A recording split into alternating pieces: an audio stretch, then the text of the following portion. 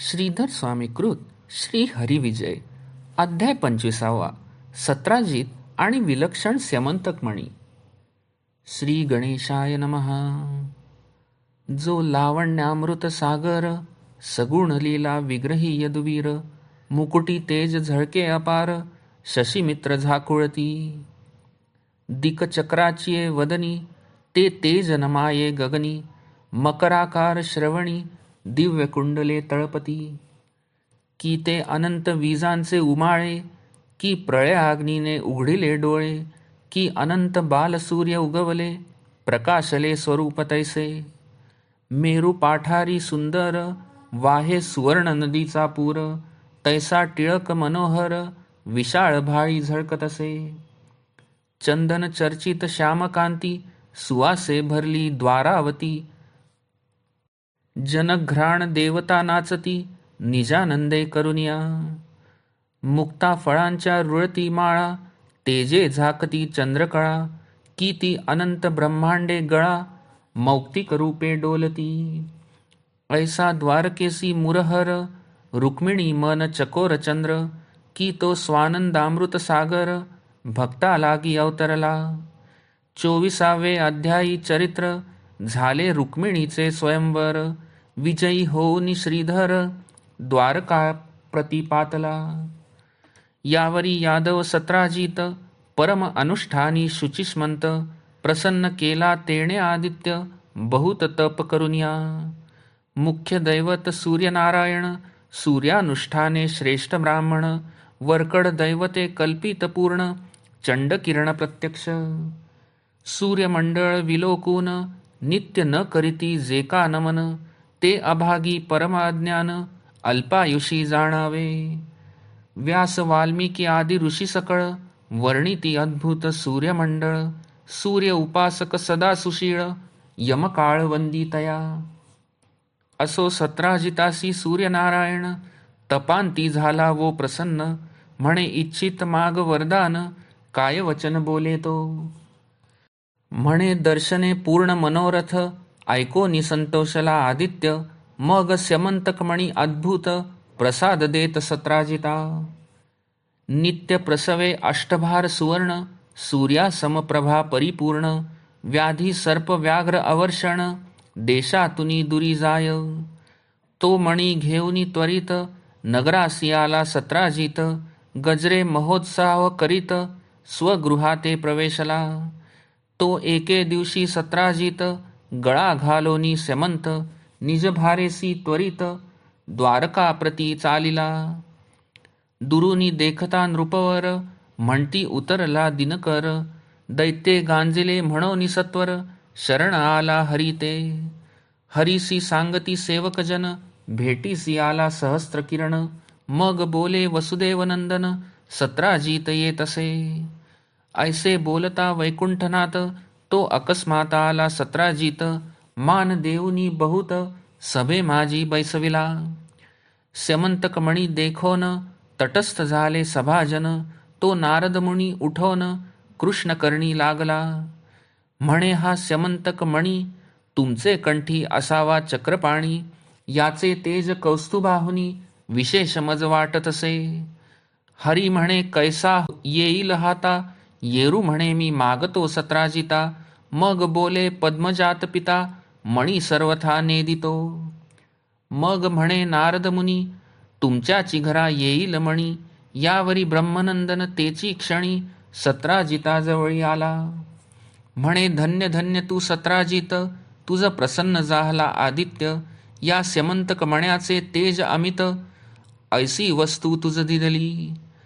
ऐसा हा मणी सगुण, जरी करिसी कृष्णार्पण, तरी त्रिभुवनी कीर्तीपूर्ण, तुझी राया ठसावेल.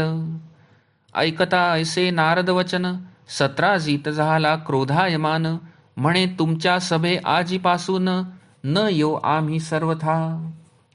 कृष्ण असे गोरस चोर, महाकपटी अकर्मी जार, हाची काय मणी लेणार, झाला थोरा अवघ्यात. ऐसे बोलोनी क्रोधे उठिला, स्वभारेसी नगरा गेला, मणी देऊनी देव्हारा ठेविला, मग पूजिला यथा सांग. तो रायाचा धाकुटा सहोदर, प्रसेन नामे महावीर, तेणे आपुल्या कंठी मणी सुंदर, एके दिवशी घातला. सवे घेऊनी चतुरंग दळ, मृग येसी प्रसेन निघे तत्काळ. तो एक मृग देखिला चपळ, प्रसेन वेगे धाविन्नला. दळभार दुरी राहिला, प्रसेन घोर कातर प्रवेशला. परी स्यमंतक तेजा गळा, गळा झळके धावता. असंभाव्य तेज देखोन, गिरी दरी तुनी उठिला पंचानन. भयानक हाक देऊन, प्रसेनावरी पडियेला. अश्वासहित प्रसेन मारून, सिंह चालिला मणी घेऊन. तो जांबुवंत हिंडत विपिन, त्याची पंथे येतसे. देखोनी मणियाचे तेज, वेगे धाविन्नला वृक्षराज. एक्याची मुष्टिघाते तेणे सहज, सिंह मारुनी टाकिला. 72 कोटी रीस गणित, तयांचा नृप एक जांबुवंत. जेणे मेरूवरुनी उडी अकस्मात, पृथ्वीवरी घातली. ते वेळी सूर्यरथीचे चक्र, मांडीस झगटले अणुमात्र. तो ब्रह्मयाचा अवतार, रामकार्या साह्य झाला. श्रीरामाचे परम प्रीतिपात्र, राघव घडी घडी पुसे त्यासी विचार. जो बहुकाळाचा वृद्ध साचार, परमचतुर पंडित जो. पूर्वी श्रीरामे रावण मारून, अयोध्येसी आला परतोन. 11 सहस्त्र वर्षे पूर्ण, राज्य केले रघुवीरे. एके दिवशी अयोध्यानाथ, सभेसी बैसला असता समर्थ. तो कर जोडून जांबुवंत, विनवी तसे श्रीरामाते. रावण कुंभकर्ण तुम्ही वधिले, बहुत राक्षस आम्ही मर्दिले. परी मजशी मलयुद्धासी मिसळे, ऐसा वीर न देखो. मग बोले जनकाजवर, तुझसी भिडे ऐसा वीर. कोणी दिसतो साचार, सांगे मज सर्वाज्ञा. जांबुवंत म्हणे कौसल्यात्मजा, तुझ विण वीर न दिसे दुजा. तुझशी झोंबी घ्यावी ऐसा माझा, मनोरथ पूर्णासे पै. ऐकोनी हासिन्नला श्रीराम, गोष्टी बोललासी उत्तम. परी कृष्णावतारी हा नेम, पूर्ण करीन जाणपा. स्यमंतक मण्याचे काजे, तुम्ही आम्ही भिडो सहजे. त्यावरी मग रघुराजे, अवतार आपुला संपविला. मग पाताळविवरी जांबुवंत, बहुत दिवस काळ क्रमित. सहज बाहेर आला अकस्मात, तव तो मणी सापडला. सिंहावलोकने करून, पहा मागील अनुसंधान. जांबुवंते मारुनी पंचानन, मणी घेऊन गेला तो.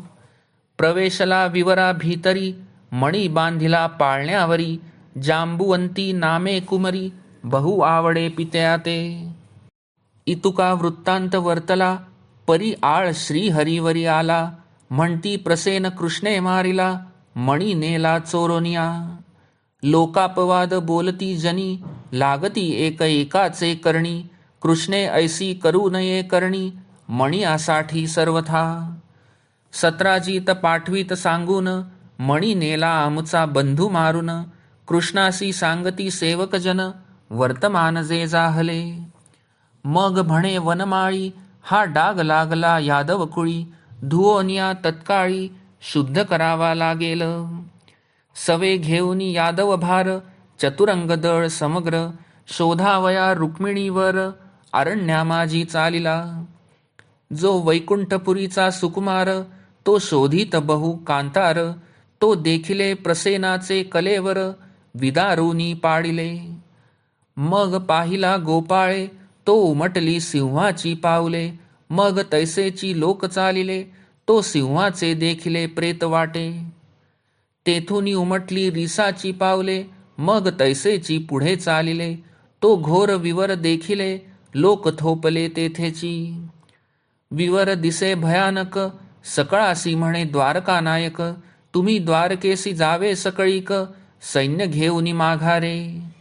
मणिया वीण अवधारा, मी सर्वथा न ये द्वारकापुरा. 28व्या दिवशी माघारा, येईन सत्य जाणजे. द्वारकेसी लोक आले समस्त, अवघे नगर चिंताक्रांत. सत्राजितासी शापित, आळा घातला म्हणून या. रुक्मिणी होऊनी व्रतस्थ, देवीचे आराधन करी नित्य. क्षेमे यावा द्वारकानाथ, याची स्वार्थे करुनिया. असो इकडे विवरात, प्रवेशला कमलोद्भवतात. कृष्ण प्रभेने विवर उजळत, अंधार तेथे कैचा हो. विवर क्रमिले गोपाळे, तो ऋषीपतीचे नगर देखिले. पर्वताकार रीस बैसले, महाद्वार रक्षित. हाती धरुनी जपमाळ, अवघे राम उपासक निर्मळ. राम स्मरण सदा काळ, करीती नेत्र लावनिया. नगराभोवती मर्गज पोवळी, त्याही वरी लिहिल्या रामनामावळी. असो तो नाटकी वनमाळी, गुप्त रूपे आत गेला. जांबुवंताचे निज मंदिरी, कमल दलाक्ष तो कंसारी. प्रवेशला तो पालखावरी, मणी बांधिला देखतसे. तव त्या जांबुवंताच्या अंगना, दृष्टी देखती जगन्मोहना. म्हणती याच्या सुंदरपणा, मदन उणा वाटतसे. दिव्य मुकुट कर्णी कुंडले, आकर्णपर्यंत नेत्रोत्पले. सगुण रूप सावळे, वदन सुहास्य उदार. चतुर्भुज तमाल नीळ, गळा वैजयंती देत डोल. पीतवसन वेल्हाळ, कटी मेखळा शोभतसे. मदन मनोहर सावळा, अकस्मात कोठून आला. एक लाज सांडून ते वेळा, श्रीरंगासी बोलत. त्रैलोक्य सुंदरा मनमोहना, कोमलांगा राजीव नयना. तुझ विलोकिता आमुच्या नयना, समाधान जाहले. जिचे कुशी हे मूर्ती निपजली, धन्य धन्य ते तुझी माऊली. जे तुझे पाठी बैसली, किती तपली तपन कळे. निद्रिस्त आहे जांबुवंत, तो तू येथून जाय त्वरित. हा जागा झालिया निश्चित, तुझ ग्रासील सगळाची. जा तुझ दिदले जीवदान, वेगी जाय आपुल्या स्थाना. वाट पाहता असेल तुझी ललना, कंठी प्राण धरुनिया. मग बोले द्वारका विहारी, मी जन्मापासून ब्रह्मचारी. राणी मजसी प्रीती धरी, परी मी उदास सर्वथा. मी सर्वांचा आदी करता, मज नाही माता पिता. मी माया चक्रा परता, सगुण झालो भक्ता लागी. पालखावरी बांधिला मणी, तो मज द्याल जरी सोडुनी. तरी मी उगाची जाईन येथुनी, न करी करणी विपरीत. मग म्हणती रे चतुर, या गोष्टी तोवरीच सुकुमारा. जो चेवा आला नाही महावीरा, जांबुवंतासी जाणपा. मग हासुन्या जगज्जेठी, दृढ घातली माळ गाठी. पीतांबराचे पदर पोटी, खोवी उचलून माघारे. मग बोले भुजा पिटोन, याचा बळगर्व सर्व हरीन. म्हणून वाकी सहित चरण, धरणीवरी आपटी पै. तो जागा जाहला जांबुवंत, नेत्र उघडून क्रोधे पाहत. तो वीर देखिला अद्भुत, मग पुसत तयासी. तू कोणाचा रे कोण, हरी म्हणे मणी आणला चोरून. तुझ शिक्षा करावया पूर्ण, विवरा माझी उतरलो. जांबुवंत म्हणे तुझ शिक्षा करीन, हरी म्हणे व्यर्थ काय बोलून. ऐसे ऐकताची वचन, महावीर लोटला. बाप भक्तवत्सल भगवंत, निज भक्ताशी झोंबी घेत. जांबुवंताचे मनोरथ, पूर्ण करावया पातला. पिळती एकमेकांचे हात, हृदयावरी हृदय आदळत. सवेची देती मुष्टीघात, वर्मकळा लक्षुनिया. एकमेकासी चरणी धरुनी, दुरी भिरकाविती भवंडुनी. जैसे मेरू मांदार दोन्ही, एके ठाई मिळाले. की विष्णू आणि शंकर, की रोहिणीवर आणि मित्र. की राम आणि भार्गववीर, तैसे दोघे दिसती. की सूर्यसूत आणि शक्रकुमार, पूर्वी मल्लयुद्ध केले थोर. तैसे जांबुवंत आणि यदुवीर, परस्परे युद्ध करीती पै. 28 दिवस अहोरात्र, दोघे युद्ध करीती महावीर. जांबुवंताचे शरीर, जाहले चूर युद्ध करिता. सत्वहीन देह होऊनी, मूर्छागत पडिला धरणी. कृष्णे वक्षस्थळी बैसोनी, म्हणे मणी देई वेगे. जांबुवंत म्हणे हा कोण वीर, प्रचंड पुरुषार्थी दिसे थोर. म्हणून उघडून पाहे नेत्र, विलोकित कृष्णमुख. तो स्वेदबिंदू थपथपले भाळा, तेणे कस्तुरी मळवट भिजला. अंगीचा चंदन पुसला, तुळसी वनमाला सुकुल्या हो. जांबुवंत करी रामस्मरण, म्हणे देहांत आला की मज लागून. आठविले रघुपतीचे ध्यान, धनुष्य बाणा समवेत. कृष्ण विचारी मानसी, रामरूप धरावे या समयासी. ऐसे इच्छिता तेजो राशी, राम जाहला श्रीकृष्ण. सुहास्य वदन राजीव नयन, हाती विराजे चाप बाण. जांबुवंते ते देखोन, सावध होऊन चरण धरिले. नैनी देखता सीतापती, तत्काळ शरीरी भरली शक्ती. सवेची अवलोकुनी पाहे मूर्ती, वारंवार सप्रेम. श्री रामरूप देखता दृष्टी, ब्रह्मानंदे भरली सृष्टी. मग राम म्हणे एक गोष्टी, जांबुवंता ऐक पा. राम अवतारी युद्ध वरदान, ते पावले की तुझ लागून. ऐसे बोलोनी जगज्जीवन, जांबुवंतासी भेटला. सद्गदित झाला जांबुवंत, म्हणे पुरले मनोरथ.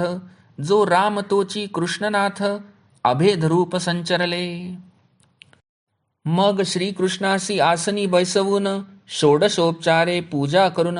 कृष्णे सांगितले वर्तमान, स्यमंतक मणियाचे. जांबुवंत म्हणे यदुनायका, माझी कन्या जांबुवंती सुरेखा. हे अंगीकारी कंसांतका, वरी मणी आंधण देईन मी. कार्य जाणून ऋषिकेश, अवश्य म्हणे जांबुवंतास.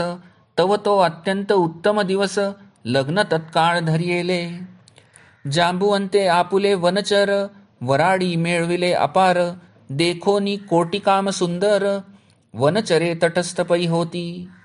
लग्न घटिका जवळी आली, धावती वराडिनी अस्वली.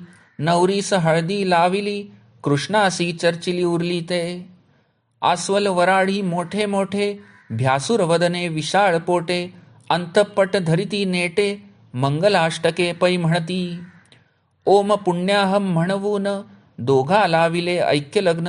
तो नारद मुनी तेथे येऊन, अकस्मात उभा ठाकला. हासे आले नारदासी, म्हणे उत्तम केले ऋषिकेशी. नवरी देखता मानसी, संतोष मज वाटला. तू मदन मनोहर तमाल नीळ, नोवरी पाशी केश पुष्कळ. ऐसी हे पुढे घेऊनी वेल्हाळ, कैसा निजसी सांगपा. हिचे स्वरूप देखोनी, मज उणी वाटे रुक्मिणी. द्वारकेचे लोक पाहुनी, बहुत संतोषी होतील. बरे आता क्षणभरी, तुमचे हल्दी उठणे पाहुनी निर्धारी. मग जाईन द्वारकापुरी, लोकांलागी सांगावया. तो हळदी लावूनी वनमाळी, काढी नवरीच्या अंगीची मळी. तुझी सासू हरी म्याम नाही देखिली, ऐसे प्रसवली कन्यारत्न. मग हासे चक्रपाणी, म्हणे बैसा क्षणभरी नारद मुनी. कृष्णे तेव्हा हाती धरुनी, आपणाजवळी बैसविला. हरी म्हणे काही गायन, करावे आजी असे सुदिन. मंगळदायक परम कल्याण, गाऊन श्रवण तृप्त करी. नेदी हरिवचनासी मान, नारदासी चढला अभिमान. म्हणे कोणापुढे करू गायन, कोण सुजाण येथे असती. अभिमान जाणोनी माधव, झाडावया नारदाचा गर्व. कौतुक दाविले अपूर्व, एका रिसा बोलाविले. चिमणाचं अस्वल येऊन, हरी पुढे बैसे आसन घालून. मग त्यासी पुसे भगवान, काही गायन येते की. तो म्हणे हरी तुझे दये करून, करीन मी आताची गायन. म्हणे वीणा नारदाचा एक क्षण, मज पाशी देईजे. नारद म्हणे दोन्ही तंत, तोडूनी टाकील अकस्मात. हरी म्हणे तो समस्त, कळा जाणत गायनाच्या. मग वीणा त्याचे हाती दिधला, तेणे स्वरांचा थाट बैसविला. तेणे नारदाचा गर्व हरला, म्हणे नवल कळा येथे असे. तेणे साही राग 36 भार्या, 64 मूर्छना दावूनिया. अनेक उपरागांच्या क्रिया, गायल्या तेव्हा रिसाने. गीत प्रबंध नृत्य कळा, दावूनी तोषविले गोपाळा. मग साबडी नामे ते वेळा, हरीची लीला आरंभिली. साबडे सप्रेम गायन, तेथे लुब्धला मनमोहन. हरी डोले आनंदे करून, धावोनी आलिंगन देत तया. मग नारदेही उठोन, वंदिले आस्वलाचे चरण, विरोनी गेले पाषाण, त्याचे कीर्तन ऐकता. हरी म्हणे रे गुणवंता, भागलासी पुरे करी आता, तेणे टाळ विणा तत्काळ ठेविला खालता, तो शिळा गोठल्या सर्वही. वीणा टाळ ते वेळा, शिळे माझी पै गुंतला, नारद काढावया गेला, तव तो सर्वथा न निघेची. आश्चर्य जाहले सकळा, म्हणती गायन ऐकता विरल्या शिळा, मग नारदे गायनाच्या कळा, नाना रीती दाविल्या. परी शिळा कदा न विरती, मग म्हणे जय जय श्रीपती, तुझी अद्भुत कर्तव्यगती, ब्रह्मादिका नेणवे. मग आणिक एक रीस बोलावून, त्याच्या मुखे करविले गायन, तत्काळ शिळा गेल्या विरोन, वीणा टाळ काढिला. मग आणिक एक केले अद्भुत, जैसे रंभेचे रूप विराजित, त्याहुनी विशेष जांबुवंती दिसत, नारद विस्मित पाहतसे. असो 4 दिवस जाहला सोहळा, मणी मग आंदण दिधला, कृष्ण जांबुवंती घेऊन निघाला, वेगे परतला द्वारकेसी. आणिक अश्व गजरथ, जांबुवंत आंदण देत, जांबुवंती सहित कृष्णनाथ, मिरवत आला द्वारकेसी. सभेसी आणिला मणी, दाविला समस्ता लागुनी, मग सत्राजितासी बोलावुनी, स्यमंतक हाती दिधला. परम लज्जित सत्राजित, अधोवदने खाली पाहत, म्हणे हा रुसला की कृष्णनाथ, म्याम नसता आळ घातला. मजवरी रुसला ऋषिकेश, मग मज कालत्रयी नाही यश, काय करू ऐसी आस, जगन्निवास समजे कैसा. म्हणे सत्यभामा आणि हा मणी, देऊनी समजावू चक्रपाणी, मग कृष्णापुढे हात जोडुनी, करी विनवणी सत्राजित. माझी सत्यभामा सुंदर कन्या, हे अंगीकारी जगज्जीवना, कृष्णे मान्य केले वचना, लग्न धरिले तत्काळ. परम उत्साहे लावुनी लग्न, सत्यभामा केली कृष्णार्पण, वरी मणी दिधला आंदण, आणि बहुधन गजरथ. कृष्ण म्हणे सत्राजिता, तुम्ही खेद न करिजे आता, आम्ही वरद चतुर्थीचा चंद्र अवचिता, देखिला होता गोकुळी. गायी घेऊनी येता देख, गोखुरी साचले उदक, त्यात बिंबला होता मृगांक, तो म्याम दृष्टी देखिला. म्हणोनी आला हा आळ, मग बोले सत्राजित भूपाळ, गणेश चतुर्थीसी चंद्रमंडळ, काय निमित्त न पहावे. श्रीकृष्ण म्हणे कैलासी, प्रदोष काळी शिवदर्शनासी, आपुलाले वाहनी बैसो निवेगेसी, सुरांचे भार चालिले. इंद्र चंद्र वरुण कुबेर, अष्टवसु गंधर्व किन्नर, मूषकारूढ शिवपुत्र, गजवदन चालिला. शिवगिरी चढता झाली दाटणी, गणेश पडिला मूषकावरोनी, मागुती बैसला सावरोनी, तो चंद्र गगनी हासला. ते गजवदने जाणोन, शाप दिधला दारुण, जो तुझे करील मुखावलोकन, त्यावरी येती अपजाळ. ऐसे चंद्रे ऐकिले, मुख आपुले आच्छादिले, मग सकळ देवी प्रार्थिले, गजवदनासी ते वेळे. केले देवी बहुत स्तवन, तेणे गणेश जाहला प्रसन्न, देव म्हणती चंद्राचे शापमोचन, करावे जी कृपाळुआ. मग चंद्र आणुनी ते अवसरी, घातला गणपतीचे पायावरी, म्हणे माझे वरद चतुर्थीसी निर्धारी, वदन ह्याचे न पहावे. वरकड दिवस अवघे मुक्त, परी वरद चतुर्थीस न पहावा सत्य, सत्राजितासी म्हणे कृष्णनाथ, पूर्व वृत्तांत ऐसा असे. तो चंद्र गोकुळी पाहिला, या लागी वृथा आळ आला, मग हरी म्हणे भूपाळा, गोष्ट एक ऐकिजे. आमासी सत्यभामेसे दिधले रत्न, इतुकेनी आमुचे समाधान, हा मणी तुम्ही जा घेऊन, आग्रहे श्रीकृष्णे दिधला. मणी घेऊन सत्राजित, आपल्या ग्रामासी पातला त्वरित, दिवस लोटले बहुत, तो एक अनर्थ झाला.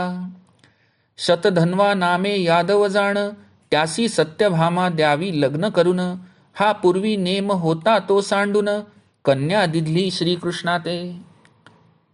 सत्यभामा माझी ललना, ते कैसी दिधली श्रीकृष्णा, तो द्वेषमनी धरुनी जाणा, शतधन्वा पातला.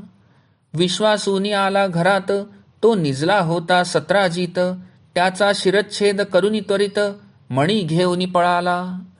द्वारके माझी असे तो गुप्त, ते सत्यभामेसी जाहले श्रुत, की सत्राजिताचा करुनी घात, मणी नेला शतधन्व्याने. ते वेळा पांडवांच्या समाचारा, रामकृष्ण गेले होते हस्तिनापुरा, मागे वृत्तांत जाहला तो सत्वरा, सत्यभामेसी कळला पै. शरीर टाकिले धरणी, पितयाचे गुण आठवूनी, म्हणे सत्राजिता तुझ कोणे स्थानी, येऊन या भेटू आता. बुडाले माझे माहेर, रुक्मिणीसी कळला समाचार, सत्यभामेच्या मंदिरा सत्वर, जगन्माता पातली. देवकी वसुदेव उग्रसेन, करीती बहु समाधान, मग ते सुखासनी बैसोन, हस्तिनापुरा चालिली.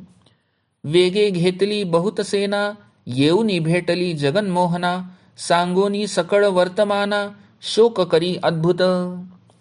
शतधन्व्याने मारिला सत्राजित, ऐकोनी रामहरी जाहले संतप्त, आले द्वारकेसी सत्यभामे सहित, झाले श्रुत शतधन्व्या ते. परम भयभीत जाहला मनी, अक्रूराचे येथे ठेविला मणी, म्हणे स्यमंतक केवळ तरणी, न लपे कोठे सर्वथा. अक्रूरा तू परम विश्वासी, म्हणोनी मणी ठेवितो तुझपाशी, येरू म्हणे हे गोष्टी ऋषिकेशी, कळल्या अनर्थ होईल. द्वारके बाहेर शतधन्वा पळत, तो तुरंगी रामकृष्ण बैसत, पूर्व समुद्रापर्यंत पळाला तेव्हा शतधन्वा.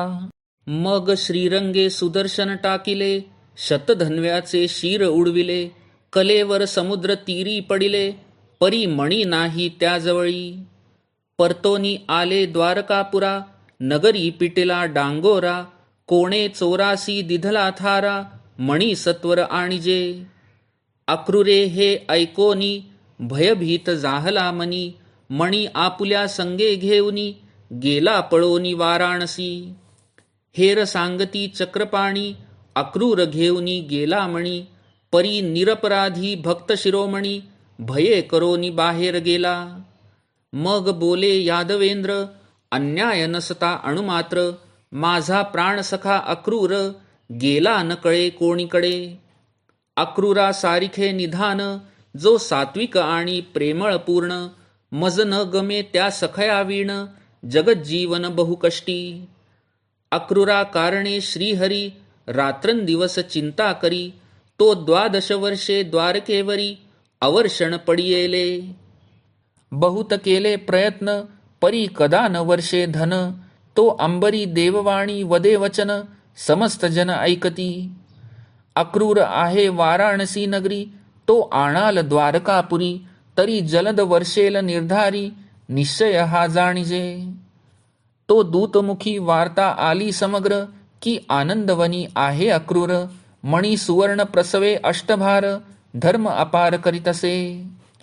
भागीरथीचे जे का घाट, अक्रूरे बांधिले असती सदट, अद्यापि जन देखती स्पष्ट, अक्रूर घाट नाम त्याचे.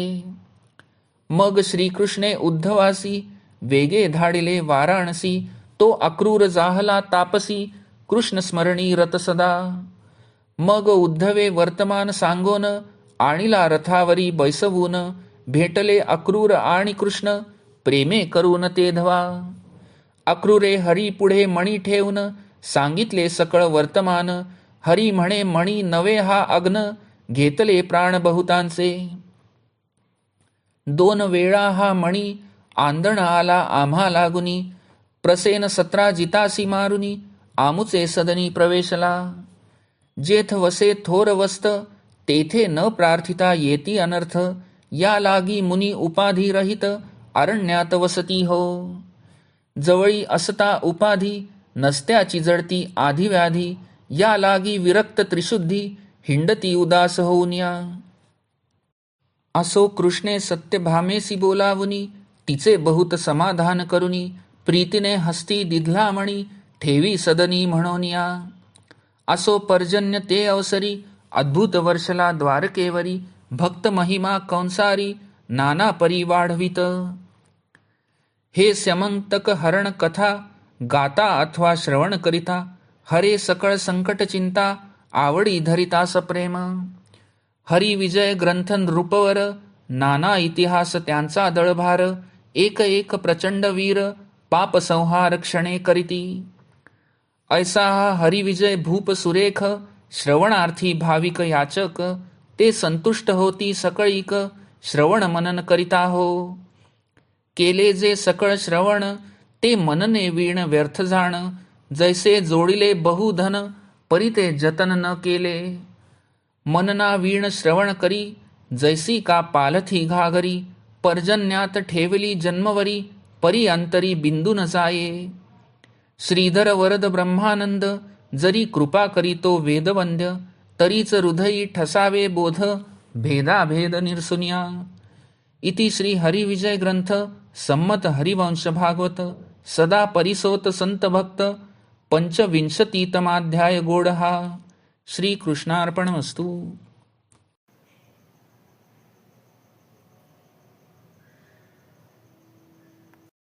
द्वारकेत अनेक श्रेष्ठ यादव राहत होते. त्यात सत्राजित नावाचा एक यादव होता. तो नित्य सूर्योपासना करीत असे. काही वर्षांनी सूर्य त्याला प्रसन्न झाला व त्याने प्रत्यक्ष दर्शन देऊन एक विलक्षण तेजस्वी स्यमंतक नावाचा मणी दिला.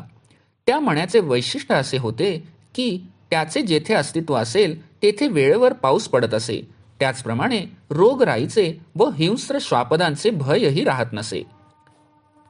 रोज त्या मण्यातून सुवर्ण निघत असे. 8 भार वजनाचे ते असे. तो मणी कंठात धारण करून सत्राजित मोठ्या ऐटीत चालत असे. असाच एक दिवस तो यादवांच्या सभेत आला होता. त्यावेळी त्या मण्याची प्रभा सर्वत्र फाकत होती. त्या सभेत त्या दिवशी नारद मुनी उपस्थित होते. त्यांनी नारायण नारायण असा नामघोष करून सहज म्हटले, हा स्यमंतक मणी सर्वांग सुंदर अशा श्रीकृष्णाला किती शोभून दिसेल नाही का. कृष्ण म्हणाला, नारद मुनी, सत्राजित एवढा गुणी व सुवर्ण देणारा मणी देऊन टाकणार नाही. नारद म्हणाले, कृष्णा, मी सत्राजिताला स्वतः विचारतो. कृष्ण म्हणाला, नारदा, तुला चैन का पडत नाही? उगीच नसते प्रश्न उकरून कशाला काढतोस? पण नारद मुनींनी सत्राजिताजवळ जाऊन प्रेमळ शब्दात तो मणी कृष्णासाठी मागितला. सत्राजित चकित झाला. तो मोठा गर्विष्ठ होता. तो धिक्काराने म्हणाला, कृष्णाला, त्या गोकुळच्या चोराला आणि पृथ्वी मोलाचा मणी देऊन टाकू? नारद मुनी, मी तो मणी देणे कधीही शक्य नाही. असे म्हणून कोणीतरी आता मणी हिसकावून नेईल अशा भीतीने तो त्या सभेतून लगबगीने बाहेर पडला. आपल्या प्रासादात गेला आणि देवघरात तो मणी सुरक्षित ठेवून दिला. पुढे थोड्याच दिवसांनी सत्राजिताचा धाकटा भाऊ प्रसेन नाव भावाजवळून तो मणी घेतला आणि हौसेने तो आपल्या गळ्यात धारण करून तसाच मृग हत्येसाठी गेला. त्या मण्याच्या प्रभावाने हिंस्र प्राण्यांची भीती वाटत नसे म्हणून त्याने तो मागून घेतला होता. तो एका मृगाचा पाठलाग करू लागला, पण त्याच्यावर एका सिंहाने अचानक मागाहून हल्ला केला. मण्याचा प्रभाव त्याच्यावर काहीच पडला नाही. सिंहाने एकाच थापटात प्रसेनाला ठार मारले. त्याने तो मणी आपल्या तोंडात धरला. प्रसेन तर मरून पडला होता आणि सिंहही पुढे प्रचंड शरीर असलेल्या जांबुवंत नावाच्या अस्वलाच्या माऱ्याने त्रस्त होऊन मरण पावला. जांबुवंताने तो दिव्य मणी हिसकावून घेतला. त्याने आपल्या गुहेत जाऊन तो मणी आपल्या लहान मुलीच्या पाळण्यावर खेळणे म्हणून बांधला. हा जांबुवंत वृक्ष म्हणजेच रामावतारातील नल, नील यांच्याबरोबरचा जांबुवंत होय. त्याला आपल्या बळाचा गर्व होता. प्रत्यक्ष रामाशी मल्लयुद्ध करण्याची त्याला ईर्ष्या होती. त्याने रामाजवळ तशी इच्छा बोलून दाखवली, पण रामाने त्याला म्हटले, पुढे मी श्रीकृष्ण म्हणून अवतार घेणार आहे, त्यावेळी तुझी ही इच्छा पूर्ण करीन. तो जांबुवंतच आता एका गुहेत राहत होता. त्याचा परिवार मोठा होता. जांबुवंती नावाची त्याची उपवर झालेली कन्या होती. ती मानव देहधारी होती व अत्यंत सुंदर होती. गुहा पुष्कळ विस्तीर्ण होती. त्यात जांबुवंताची लहान अपत्ये, पत्नी व पुष्कळ दासदासी होत्या. स्यमंतक मणी घेऊन प्रसेन मृगयेला बाहेर पडला. तो पुष्कळ वेळ झाला तरी परत आला नाही म्हणून सत्राजिताला चिंता वाटू लागली. त्याला आठवले की तो मणी नारद मुनींनी कृष्णासाठी मागितला होता आणि आपण त्याचा धिक्कार केला व मणी न देता सभेतून बाहेर पडलो होतो. हे आठवताच त्याला कृष्णाचा संशय आला. तो संशय त्याने बोलून दाखविला. लोकही तसेच बोलू लागले. कृष्णाच्या कानापर्यंत ही वार्ता गेली आणि आपल्यावर चोरीचा आळ घेतला जात आहे हेही त्याला कळले. आपल्यावरील आळ खोटा आहे हे सिद्ध करून देणे त्याला भाग होते. त्याने काही यादवांना बरोबर घेतले. प्रसेनाचा शोध घेण्यासाठी तो अरण्यात गेला. काही अंतर शोध घेतल्यावर प्रसेनाचे कुजत चाललेले प्रेत त्यांना दिसले. स्यमंतक मणी मात्र तिथे नव्हता, पण जवळच सिंहाची पावले उमटलेली दिसली. त्यांचा माग काढीत यादव पुढे पुढे जाऊ लागले. पुष्कळ पुढे गेल्यावर त्यांना दुर्गंधी येत असलेले सिंहाचेही प्रेत आढळले आणि तिथे झटापट झाल्याच्या खुणा होत्या आणि अस्वलाच्या पावलांचे ठसे तिथून अरण्यात आणखी दूर गेलेले होते. कृष्ण म्हणाला, कोणीतरी अस्वल इथून दूर गेलेले असावे. त्याने कदाचित स्यमंतक मणी नेलेला असावा. तो मणी चकचकीत असल्यामुळे त्याचे त्याला आकर्षण वाटले असेल. अस्वलाच्या पावलांचे ठसे एका पर्वतातील गुहेपर्यंत जाऊन संपले होते. अस्वल गुहेतील अंधारात लपलेला असेल. आत जाणे धोक्याचे होते. बाहेर आणखी अस्वलांच्या पावलांचे ठसे होते. कृष्ण म्हणाला, गुहेत मी एकटा जातो. अस्वलांचा प्रतिकार तुम्ही करू शकणार नाही, व्यर्थ मारले जाल. आज जर मणी असला तर मी अस्वलाशी युद्धही करून तो मिळवीन. तुम्ही परत जा आणि माझी वाट पहा, पण काळजी करू नका. यादव परत गेले. कृष्ण गुहेत शिरला. त्याला पाहताच अनेक अस्वलिणी त्याचे रूप पाहून मुग्ध झाल्या. त्याकडे बघतच राहिल्या. परमेश्वराची ती बंध शक्ती होती. तिथे कृष्णाला एक पाळणा बांधलेला दिसला. त्यात एक बालवृक्ष होता. त्या पाळण्यावर स्यमंतक मणी टांगून ठेवला होता. त्याचा प्रकाश गुहेत पसरला होता. कृष्ण म्हणाला, सत्राजित नावाच्या एका यादवाचा हा मणी आहे. तो त्याला परत नेऊन द्यायचा आहे. माझ्यावर व्यर्थ चोरीचा आळ आला आहे, तो दूर करायचा आहे. म्हणून हा मणी मला द्या, म्हणजे मी परत जाईन. अस्वलिणी म्हणाल्या, सुंदर मनुष्या, तू इथे थांबू नकोस.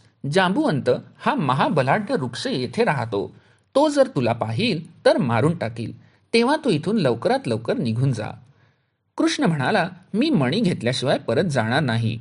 कोण जांबुवंत आहे त्याचा मी समाचार घेतो. त्याने जमिनीवर पाय आदळून गर्जना केली, आवाहन दिले.